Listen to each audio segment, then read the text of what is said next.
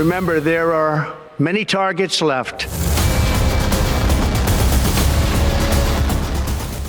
ஈரானோட அணு நிலைகள் மீது அமெரிக்கா தாக்குதலை முன்னெடுத்திருக்கக்கூடிய நிலையில இது எது போன்ற ஒரு தாக்கத்தை ஏற்படுத்தும், என்னென்ன பாதிப்புகள் அங்க நிகழ்ந்திருக்கு அப்படின்னு பார்க்கறதுக்கு முன்னாடி இந்த தாக்குதலை அமெரிக்கா முன்னெடுத்திருக்கிறதுனால இது ஒரு சர்வதேச போர் பதற்றத்தை உருவாக்கக்கூடிய சூழலா மாறி இருக்கு அப்படின்னு சொல்லப்படுகிறது. மிக முக்கியமா ஈரானோட 3 அணு நிலைகள் மீது தாக்குதல் நடத்தியிருக்கக்கூடிய அமெரிக்கா அதற்கு பயன்படுத்திய அந்த விமான ரகங்கள் எல்லாமே அதிநவீனதா யுக்திகளை கொண்டதாக இருக்கிறது. இது பற்றி தான் நம்மோடு நிறைய கருத்துக்களை பகிர்ந்து கொள்வதற்காக குரூப் கேப்டன் திரு வினோத் இணைந்திருக்கிறார். அவரிடம் பேசலாம். சார் வணக்கம்.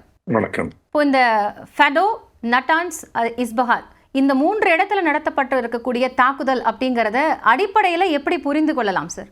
இந்த ஒரு வாரம் 2 வாரத்துக்கு முன்னால ஃபோர்டோ, நட்டான்ஸ் அண்ட் இஸ்பஹான் இது மேல நான் பறந்து ஜார்ஜியாவுக்கு போனேன். மேல இருந்து நல்லா பார்த்தேன் இந்த ஃபெசிலிட்டிஸை.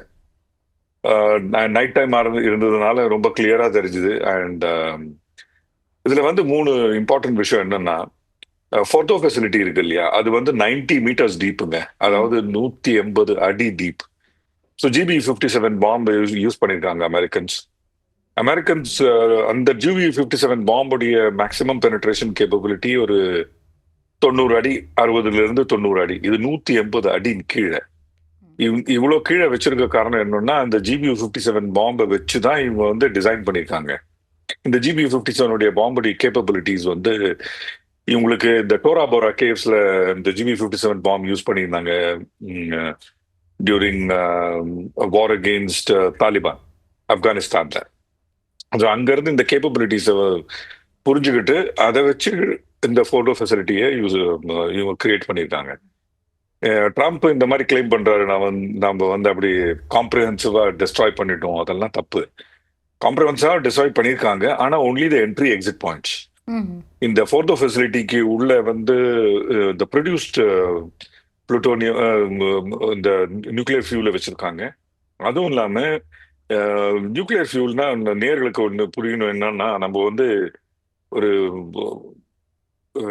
எக்ஸ்ப்ளோசிவ் மருந்து இருக்கு இல்லையா, அது எப்படி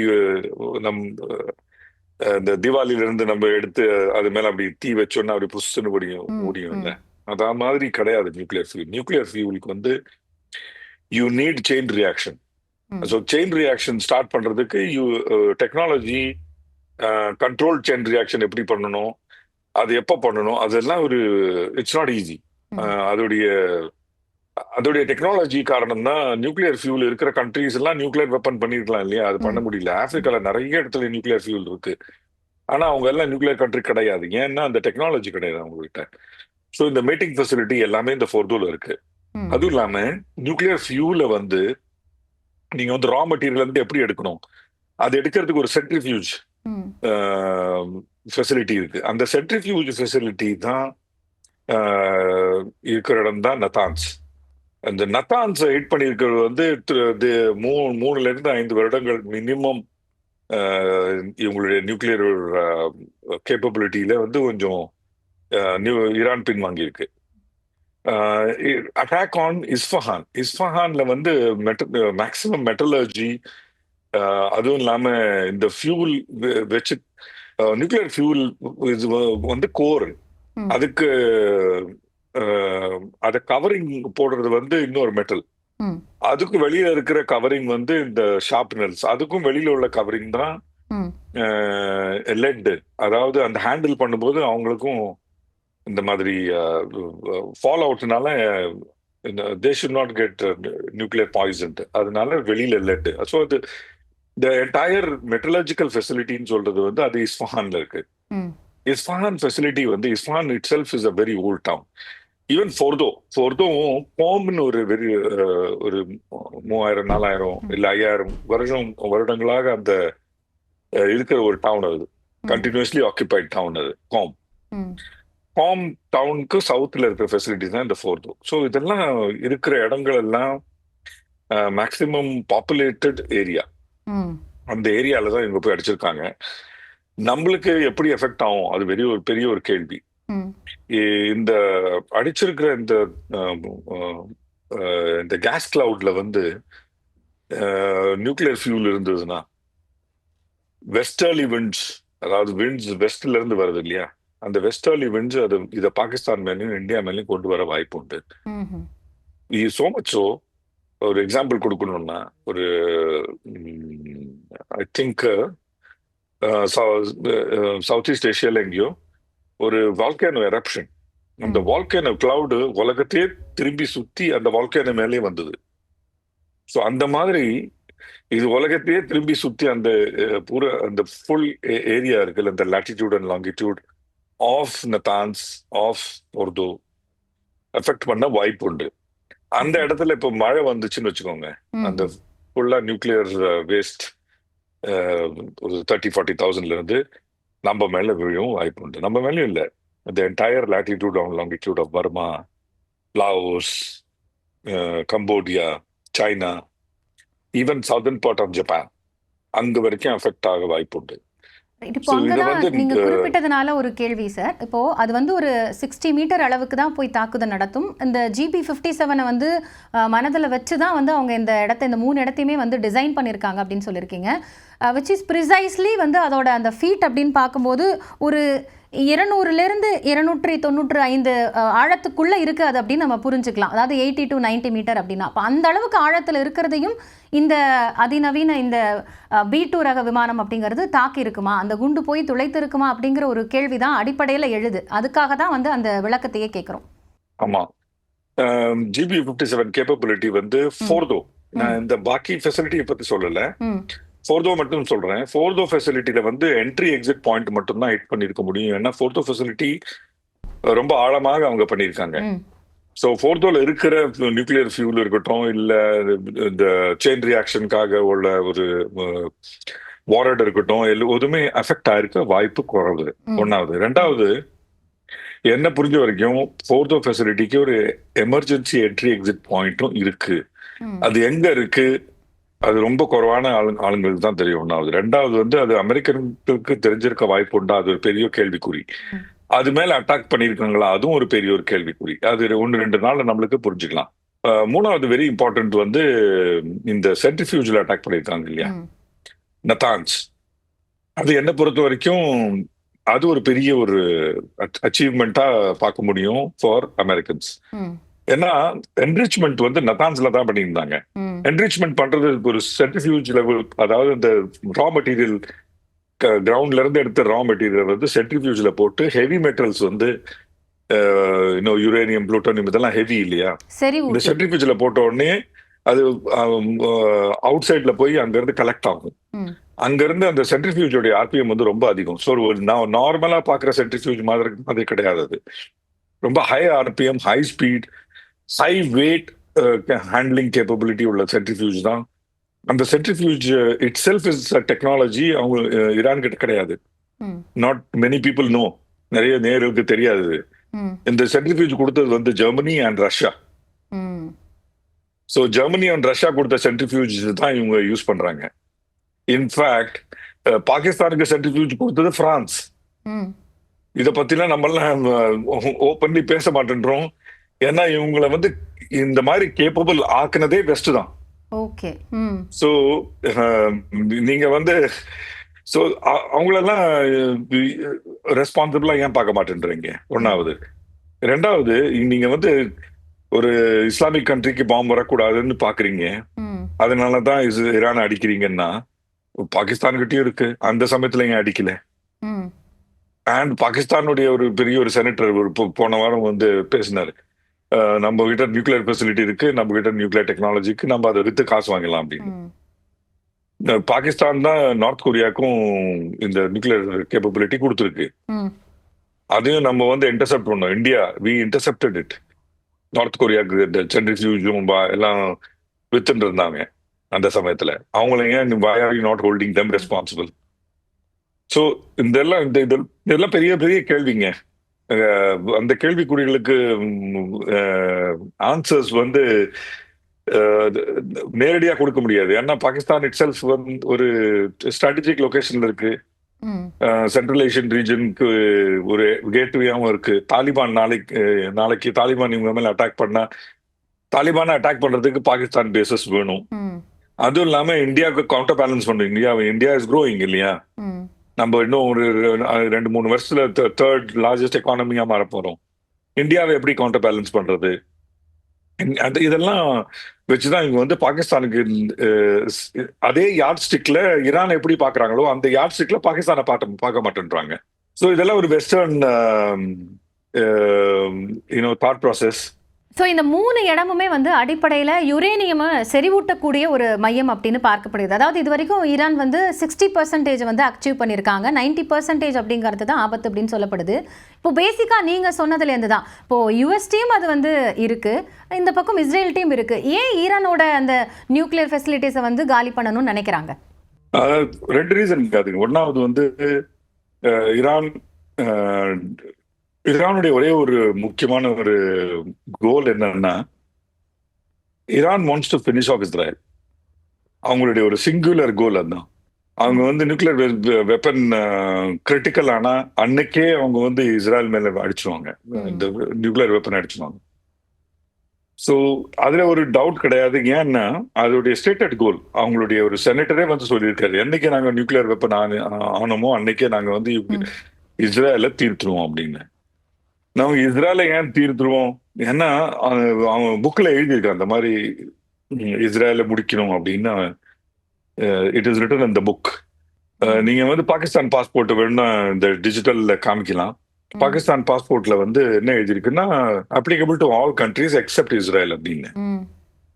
ஸோ ஒரு இன்பார்ன் எனிமிட்டி இஸ்ரேல் அண்ட் ஜூஸ்க்கு அகேன்ஸ்டா இருக்கு. பாகிஸ்தான் ஏன் இன்னும் அடிக்கல? ஏன்னா I did PhD in Pakistan's nuclear capability. Okay. Pakistan nuclear capability, Pakistan nuclear facility மேல நிறைய யூஎஸ் உடைய கண்ட்ரோல் இருக்கு. எஸ்பெஷலி இது மேட்டிங் ஃபெசிலிட்டி. அதாவது நியூக்ளியர் வெப்பன் பாத்தீங்கன்னா 3 கீ இன்கிரீடியன்ட் அதுல. ஒன்னாவது வந்து நியூக்ளியர் ஃபியூல், அது எப்பவுமே செப்பரேட்டா இருக்கும். ரெண்டாவது வந்து இந்த செயின் ரியாக்ஷன், இந்த வாரோடைய செயின் ரியாக்ஷன் பண்ற ஒரு இனிஷியேட்டர் மெக்கானிசம், அது செப்பரேட்டா இருக்கும். மூணாவது வந்து இந்த வெப்பன் பாடி வந்து ஒரு பாத்திரம் மாதிரி. அதுல நீங்க இன்னும் தண்ணி போடல, டீ தூளை போடல, இன்னும் சுகரையும் போடல. So that is only a vessel. அந்த வெசல் நீங்க வந்து இந்த ஃபியூலை கொண்டு வர்றீங்க, இந்த இனிஷியேட்டர் மெக்கானிசம் கொண்டு வர்றீங்க. இந்த 3 மேட் ஆகுறது itself is a very big thing. அதாவது லான்ச் பண்றதுக்கு முன்னால தான் இந்த மீட்டிங்கே பண்றது. அதுக்கு முன்னால இந்த மூணும் ஒன்னா கொண்டு வந்து வைக்கவே மாட்டாங்க எங்கேயுமே. It is all over the world. அதுவும் இல்லாம இந்த 3 கண்ட்ரோலும் 3 டிஃப்ரெண்ட் ஏஜென்சி கிட்ட இருக்கும். இந்த இனிஷியேட்டர் மெக்கானிசம் இருக்கிற ஏஜென்சிக்கு தெரியாது ஃபியூல் எங்க இருக்குன்னு, ஃபியூல் இருக்கிற ஏஜென்சிக்கு தெரியாது இனிஷியேட்டர் எங்க இருக்குன்னு. இந்த மீட்டிங் பண்ற இடம் இருக்கு இல்லையா, அந்த இடத்துக்கு தெரியாது இவங்க 2 பேரும் எங்க இருந்து வர்றாங்கன்னு. அதுவும் இல்லாம இந்த 3 பேரும், அதாவது 3 டிஃப்ரெண்ட் ஏஜென்சியும் இந்த meeting பண்றச்ச they cannot talk to each other. சும்மா வாய் பொத்திக்கிட்டு இவங்க வந்து இந்த வெப்பனை போடுவாங்க. ஏன்னா they should not know இவங்க எந்த இடத்துல வந்திருக்காங்க, இவங்க எந்த இடத்துல வந்திருக்காங்க. அது ஒரு சேஃப் கார்டு. எனி கண்ட்ரி அந்த ஒரு சேஃப் கார்டு பண்ணும். ஸோ அந்த 3 ஃபெசிலிட்டியும் ஒரே இடத்துல வைக்க மாட்டாங்க, வைக்கவும் கூடாது. So Fordow is a facility where இவங்க வந்து ஃபினிஷ்ட் நியூக்ளியர் ஃபியூல் அண்ட் இந்த பாம்பு ஹாலோ பாடி வச்சிருக்காங்க. எஸ்பஹான்ல இருக்கிற ஃபெசிலிட்டில தான் இந்த இனிஷியேட்டர் மெக்கானிசம், இந்த cobalt outer body, lead outer shell, இதெல்லாம் இருக்கிற facility. Natanz is the place where இந்த ரா மெட்டீரியல்ல இருந்து இந்த ஃபியூல் எடுக்கிறாங்க. அதுவும் இல்லாம இந்த சென்ட்ரிஃபியூஜ்ல 60% என்ரிச்மென்ட் அப்படின்னு சொல்லலாம் இல்லையா? ஆமா, அங்க இருந்து 60% எடுத்திருக்காங்கன்னு சொல்லியிருக்காங்க இல்லையா? அதை இன்னொரு சென்ட்ரிஃபியூஜ்ல போடணும். இனி ஹையர் ஸ்பீட் சென்ட்ரிஃபியூஜ்ல அதுல இருந்து 90% எடுத்துட்டு பாக்கி உள்ளது தான் இந்த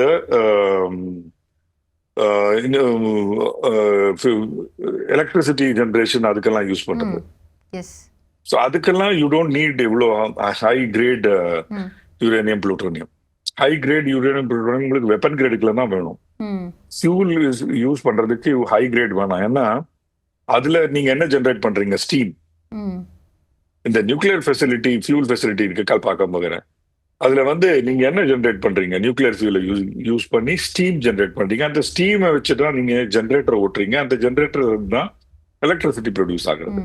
so this is the long and short of எப்படி இதோடைய இந்த நியூக்ளியர் ஃபியூலுடைய யூட்டிலைசேஷனை பத்தி மெயின்லி சொல்றது. அது ஃபியூல் இருக்கிற ஃபெசிலிட்டி இல்லையா இருக்கு இல்லையா, அங்க வந்து யூஸ்ட் ஃபியூலை வச்சு நீங்க டாக்டிக்கல் நியூக்ளியர் வெப்பன் பண்றீங்க. டிப்ளீட்டட் யுரேனியம் கேட்டிருப்பீங்க நீங்க. ஸோ டிப்ளீட்டட் யுரேனியம் வச்சு இந்த ஆர்ட்லரி ஷெல் எல்லாம் வச்சு அடிக்கிறீங்கல்ல, அது இன்னைக்கும் யூஸ் ஆகுறது. they are using depleted uranium. So எதுவுமே வேஸ்ட் பண்ணாம இந்த நியூக்ளியர் ஃபியூல ஃபுல்லா யூஸ் பண்றாங்க. அதுவும் இல்லாம பாக்கி இருக்கிற வேஸ்ட் வந்து அராக்குன்னு ஒரு ஃபெசிலிட்டி இருக்கு. அதை பத்தி இன்னும் maybe in couple of weeks we will know. In Iran இஸ்பஹானுக்கு சவுத் வெஸ்ட்ல ஒரு ஃபெசிலிட்டி கால்ட் அராக், ARAK. அங்கதான் இந்த யூஸ்ட் ஃபியூல், அதாவது டிப்ளீட்டட் யுரேனியம் அதெல்லாம் ஸ்டோர் பண்ணி வச்சிருக்காங்க. இப்போ ஒரு ஒரு ஒரு B2 ரக விமானத்தினால அந்த அமெரிக்கா அந்த தாக்குதல் நடத்தியிருக்கு அப்படின்னு சொல்றாங்க. இப்போ பேசிக்கா இப்படி ஒரு அட்டாக்கை வந்து எடுக்கிறதுக்கு முன்னாடி என்னென்ன விஷயங்கள் எல்லாம் வந்து கவனிப்பாங்க, எந்த அடிப்படையில் வந்து அந்த அட்டாக் அப்படிங்கிறதுக்குள்ள போவாங்க? அண்ட் இப்போ இஸ்ரேலுக்கு வந்து இப்போ அமெரிக்கா சப்போர்ட் பண்ணுது அப்படிங்கிற அடிப்படையில இருந்து ஈரான் மட்டும் இல்லாமல் உலக நாடுகளுக்கான ஒரு மிகப்பெரிய ஒரு அச்சுறுத்தலாக இந்த விஷயம் மாறுமா? அது என்ன மாதிரியான விளைவுகள் எல்லாம் நமக்கு கொடுக்கும்? ஒன்னாவது வந்து B2 bomber is only a bomber. Okay, அதாவது அது பாம்பு மட்டும் தான் பண்ண முடியும். அதுகிட்ட செல்ஃப் ப்ரொடெக்ஷன் கேப்பபிலிட்டி கிடையாது, மிசைல்ஸ் கிடையாது, ஏர் டு ஏர் மிசைல்ஸ் கிடையாது. ஸோ B2 பாம்பர் தனியா எங்கேயுமே போகாது. அது ஸ்டெல்த்னா ரேடார்ல ஈஸியா அதை பிடிக்க முடியாது. ஆனா VHF ரேடார்னு சொல்லுவாங்க, அதுல ஈஸியா, அது ஈஸியான்னு சொல்ல முடியாது, அதுல ஒரு 100-150 கிலோமீட்டர்ல இருந்து நீங்க B2 பாம்பர்ல பிக்அப் பண்ணிக்கலாம் VHF radar. Okay, VHF radar first அடிச்சது இவங்க வந்து ஃபர்ஸ்ட் அட்டாக்ல இஸ்ரேலி அடிச்சது வந்து VHF ரேடார் தான். ஆனா இந்த ஈரான் கிட்ட VHF ரேடார், எல்லா VHF ரேடாரும் உடஞ்சு போயிடுச்சா? That's a very big question mark. அது ஒரு பெரிய ஒரு கேள்விக்குறி. ரெண்டாவது B2 பாம்பர் வந்து F-35 எஸ்காட்ஸ் தான் போகும். B2 பாம்பர் என் பின்னால போட்டிருக்கேன் பாருங்க. ஸோ இந்த எஸ்காட்ஸ் கிட்ட ஏர் டு ஏர் மிசைல்ஸ் இருக்கு, அவங்க தான் இந்த ப்ரொடெக்ஷன் கொடுக்கறது. B2 bomber is also a doomsday weapon. அப்படின்னா அமெரிக்கா மேல யாராவது நியூக்ளியர் அட்டாக் பண்ணாங்கன்னா அவங்களுடைய கவுண்டர் நியூக்ளியர் அட்டாக் பண்ற ஒரு வெப்பன் இது B2. அண்ட் இது இன்னைக்குள்ள ஏரோப்ளைன் கிடையாது, இது வந்து அட்லீஸ்ட் ஒரு 40 years ஓல்டு ஏரோப்ளைன். இது வெளியில ரொம்ப அதிகபட்சம் வெளியில வராது எப்பவுமே. இது மாத் பால்டு ஒரு ஹேங்கருக்குள்ளதான் இருக்கும். அது வெளியில வந்துச்சுன்னா அது ஒரு பெரிய ஒரு இந்த கும்பகர்ண 6 மாசம் தூங்குறதுக்கு அப்புறம் எந்திரிச்ச மாதிரி. ஸோ லாஸ்ட் டைம் நான் பார்த்த B2 பாம்பர் attack especially using GB-57 வந்து தோரா போறான்னு சொன்னேன்ல, அதுக்கப்புறம் இந்த B2 பாம்பர் இப்பதான் யூஸ் ஆகிருக்கிறது. Even during Gulf War I, Gulf War II B2 bomber use ஆனதா இது வரைக்கும் நிகழ்ச்சி கிடையாது. So that is itself is a very big thing. அதனால தான் நேற்று நான் ராத்திரி நான் 1:40 நான் ட்வீட் பண்ணேன் for those smoked அப்படின்னு. 5:43 ட்ரம்ப் அதை கன்ஃபார்ம் பண்ணாரு. ஸோ ஐ நியூ B2 பாம்பர் வெளியில வந்துச்சுன்னா இது அதோடைய அட்டாக்கே 4 தான்.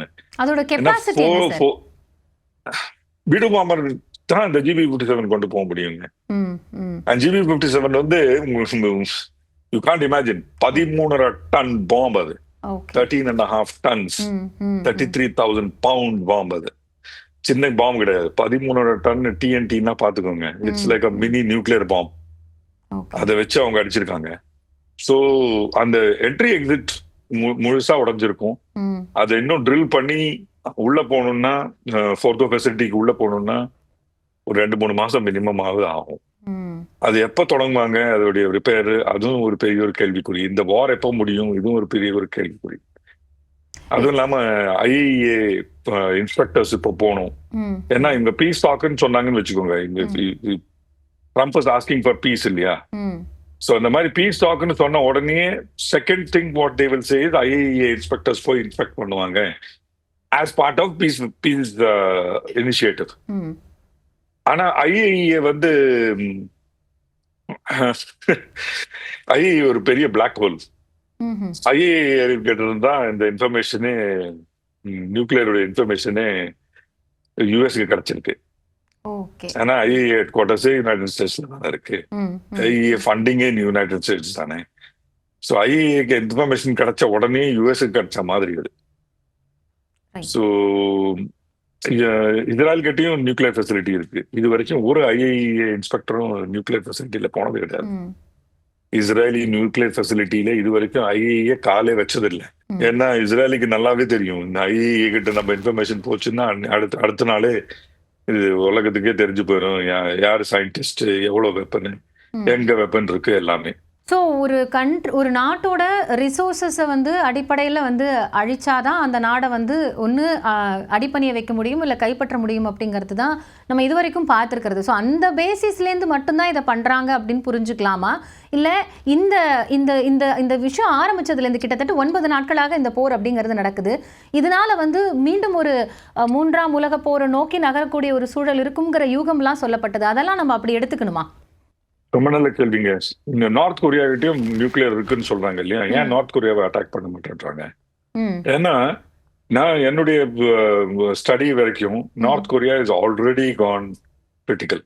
ம், ஸோ நியூக்ளியர் வெப்பன் இருக்கிற கண்ட்ரீஸ் மேல அவ்வளோ ஈஸியா யாருமே அட்டாக் பண்ண மாட்டாங்க. ம், ம், ஸோ 20-30 வருடங்களுக்கு முன்னா நியூக்ளியர் வெப்பனை வந்து ஒரு பீஸ் மேக்கர்னு சொல்லுவாங்க. ம், இன்ஃபேக்ட் அந்த ஒரு பாம்பு பேரே பீஸ் மேக்கர் தான். ஆனா actually I feel it is a piece maker. ம், இந்த சப்ஜெக்ட்ல பிஹெச்டி பண்ண அதனால சொல்லல. ம். ஏன்னா யார்கிட்ட நியூக்ளியர் வெப்பன் இருக்கோ அவங்க கிட்ட டைரக்டா யாருமே அட்டாக் பண்ண மாட்டேன்றாங்க. ம். ஏன்னா அதோடைய கவுண்டர் அட்டாக் நீங்க பாத்தீங்கன்னா counter attack is not worth it. அதனால அவங்க வந்து any nuclear stated nuclear country மேல அட்டாக் ரொம்ப குறைவு. ம். அது மேல நீங்க அட்டாக் பண்ணாலும் சீக்கிரமா பீஸ் பண்றீங்க. இந்தியா பாகிஸ்தான் போற எடுத்துக்கோங்களேன். ம். ஒரு 3-4 நாள்ல நம்ம வந்து 2 பேருமே பீஸ்னு Yes. நிறுத்திட்டோம் இல்லையா? ஆமா. அதோடைய மெயின் ரீசன் 2மே நியூக்ளியர் கண்ட்ரிஸ். ம். ஸோ எனி கண்ட்ரி, ஈரான் மாதிரி ஒரு கண்ட்ரி நிறைய காசு இருக்கு அவங்ககிட்ட, ஆனா அவங்க கிட்ட நியூக்ளியர் வெப்பன் கிடையாது. ம். அந்த நியூக்ளியர் வெப்பன் வந்திருந்ததுன்னா இன்னைக்கு அவங்க கிரிட்டிக்கலா இருந்தாங்கன்னா யுஎஸ் அட்டாக்க பண்ணியிருக்காது. Hmm. Same reason why US is not attacking North Korea. Right. So யாராவது பீஸ் வேணும்னு ஆசைப்படுறது தப்பா அப்படின்னு ஒரு கேள்விக்குறி நான் உங்ககிட்ட வச்சுட்டு போறேன். ஸோ அந்த அடிப்படையில இருந்து தான் வந்து இதுல நிறைய if- பாலிடிக்ஸும் இருக்கு அப்படிங்கறத வந்து உங்களோட ஆன்சர்ஸ்ல இருந்து புரிஞ்சு கொள்ள முடிகிறது. ஆனா இப்போ ஒரு லேமேனா வந்து என்ன தோணும் அப்படின்னா, உலகத்துல நம்ம எங்கேயோ ஒரு இடத்துல இருக்கிறோம், ஒரு இடத்துல இது மாதிரி நடக்குது.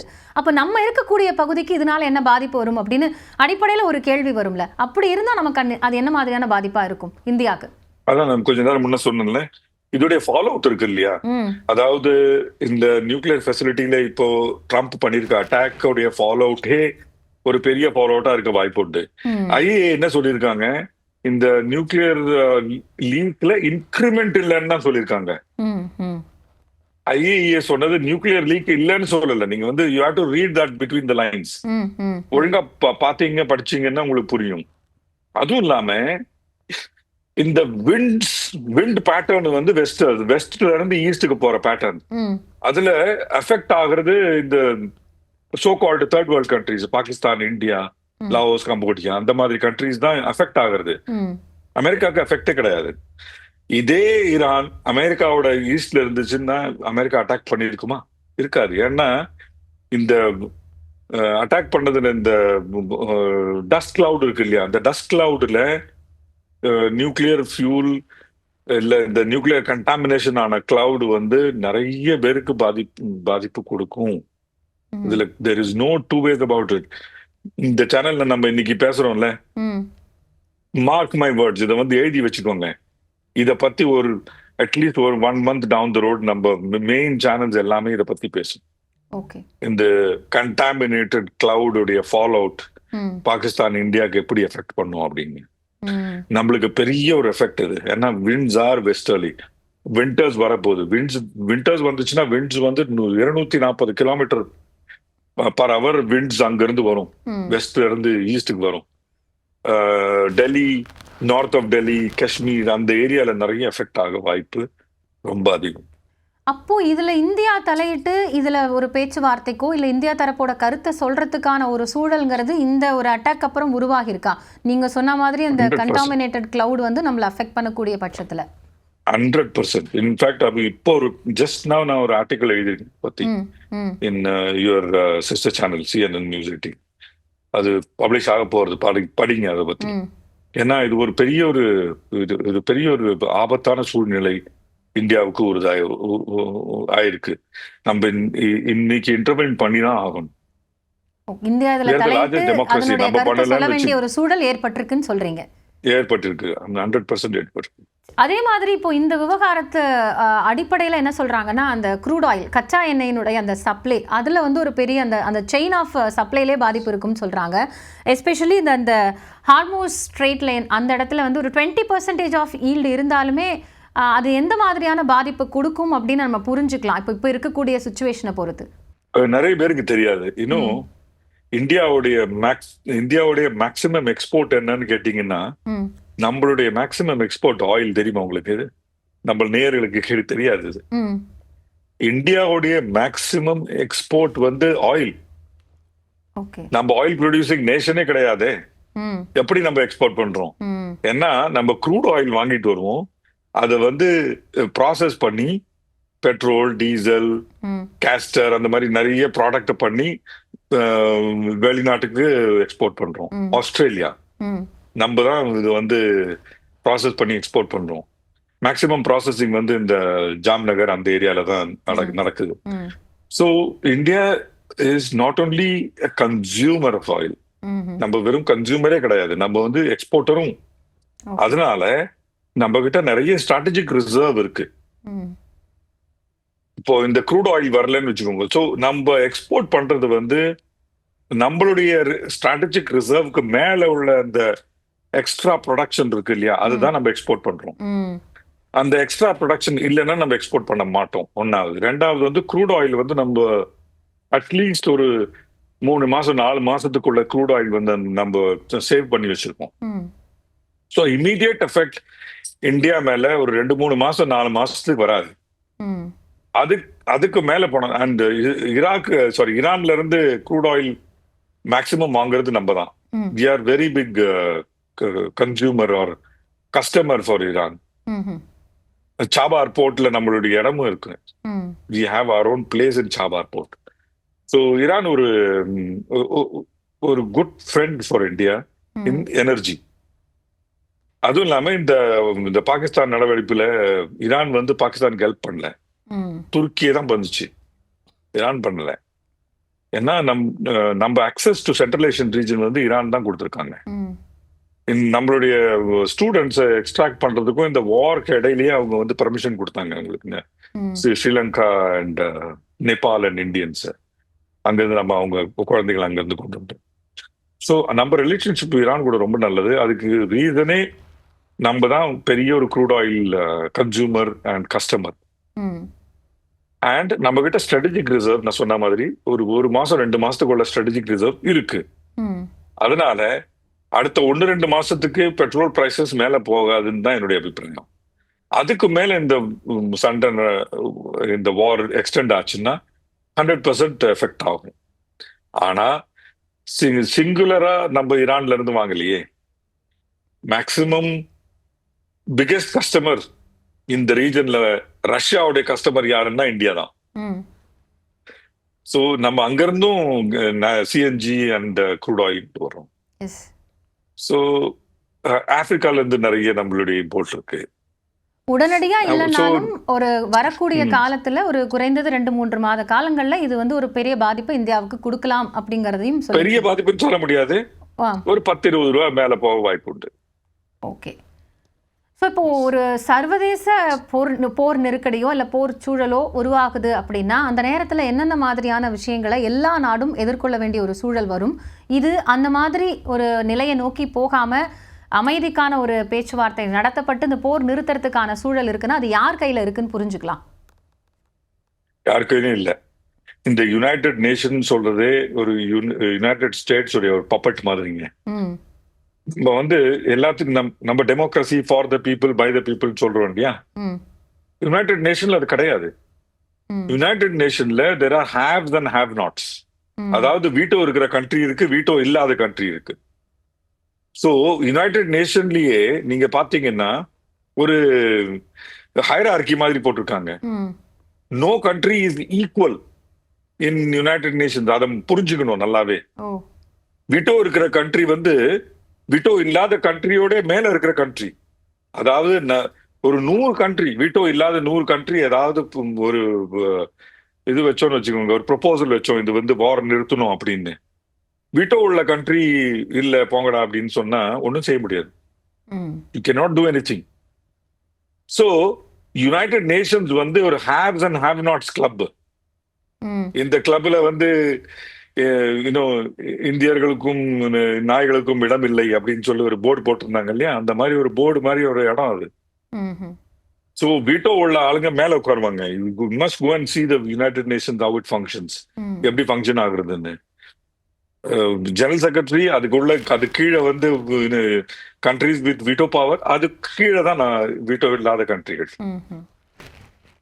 ஒரு பெரிய வேர்ல்டுலயே ஒரு பெரிய ஒரு டெமோக்ரஸி இந்தியா. ஆனா இந்தியாவுக்கும் வீட்டோ பவர் கிடையாது.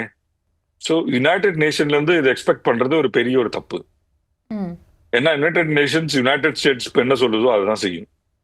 பட் குட்டரஸ் வந்து அவரோட கவலையை சொல்லியிருக்கிறாரு, யூஎஸ் இதை பண்ணியிருக்க கூடாது அப்படிங்கிற ஒரு கருத்தையும் சொல்லியிருக்காரு. அப்போ வெறும் கருத்து சார்ந்து சொல்லக்கூடிய ஒரு அமைப்பா தான் இருக்கு ஐநா அப்படின்னு சொல்றீங்க இல்லையா? ஆமா, அது in fact CNN news 18 power is more then probably United Nations power. ஏன்னா நம்ம சொல்றது அட்லீஸ்ட் மக்கள் கேட்கறாங்க, அவங்க சொல்றது மக்களும் கேட்க மாட்டாங்க.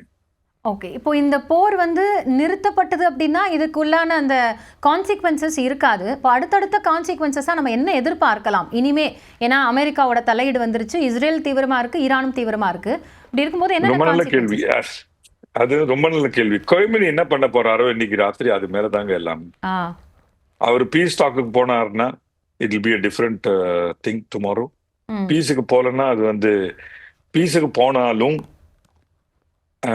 IAEA inspections, all country inspections, United States inspections, அந்த மாதிரி இல்ல சாங்ஷன்ஸ், இந்த மாதிரி நிறைய ப்ராப்ளம்ஸ் ஆக வாய்ப்புண்டு.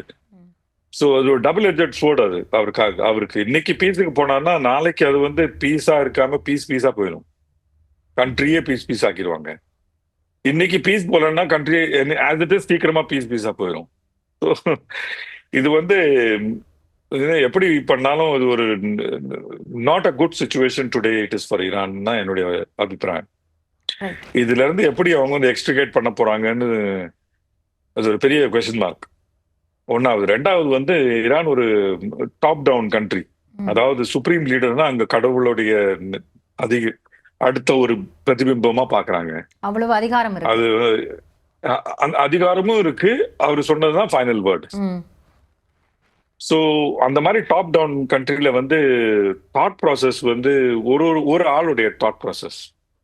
It's not a conglomerate thought process இல்லையா? எல்லாரும் வந்து பிரெயின் ஸ்டார்ம் பண்ணி இப்ப நம்ம பேசுறோமே அந்த மாதிரி பேசி ஒரு முடிவுக்கு வரமாட்டாங்க. அங்க அவரு என்ன சொன்னாரோ அதுதான் ஃபைனல் வேர்டு. ஸோ அந்த மாதிரி ஒரு டாப் டவுன் கண்ட்ரில இருக்கும்போது விவேகம் எங்க இருந்து வரும்? தட்ஸ் a big question இல்லையா? அதுவும் இல்லாம அவரை வந்து பாதுகாப்பா ஒரு 200 அடி 300 அடி கீழே எங்கேயோ ஒளிச்சு வச்சிருக்காங்க. அவருக்கு என்ன இன்ஃபர்மேஷன் அவருக்கு ஃபீட் பண்றாங்களோ அதுவே கடவுளுக்கு தான் வெளிச்சம். ஸோ அவருக்கு வர்ற இன்ஃபர்மேஷன் வச்சு தானே அவரு டிசிஷன் கொடுக்க முடியும். ஸோ செலக்டிவ் இன்ஃபர்மேஷனும் அவருக்கு கொடுக்க வாய்ப்பு உண்டு இல்லையா? ஏன்னா அவருக்கு டைரக்டா இங்க இருந்தும் இன்ஃபர்மேஷன் வர மாட்டேங்குது. இருக்கலாம். ஆனா என்னோட உயிரே போனாலும் வந்து இந்த விஷயத்துல நான் பின்வாங்க மாட்டேங்கிறதையும் கொமேனி சொல்லியிருந்ததை நம்ம கவனிக்க வேண்டி இருக்கிறது. ஒருவேளை அவர் அதுல உறுதியா இருக்கிறார் அப்படின்னா நீங்க சொன்ன மாதிரி என்னென்ன எதிர் விளைவுகள் இருக்கும் அப்படிங்கிறத பொறுத்திருந்து தான் பார்க்க முடியும். இவ்வளவு நேரம் நியூக்ளியர் அந்த அணு உலைகள் மீது என்னென்ன தாக்குதல் நடத்தியிருக்க கூடும், அது எந்த அளவுக்கு பாதிக்கும், அதனுடைய ஸ்பெஷாலிட்டி என்னன்னு நிறைய விஷயங்களை எக்ஸ்பிளைன் பண்ணியிருக்கீங்க.